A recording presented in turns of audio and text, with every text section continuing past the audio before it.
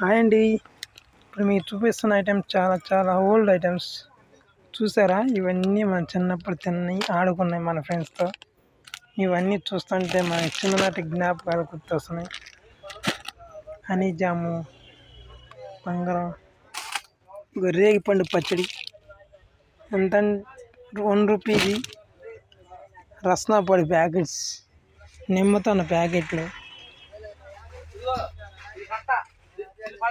ఏంటి ఈ క్రేజ్ చింతపండు చిన్న చిన్న అండి క్రేజీ ప్యాకెట్స్, మళ్ళీ పుల్లగా తీయగా ఉంటాయి.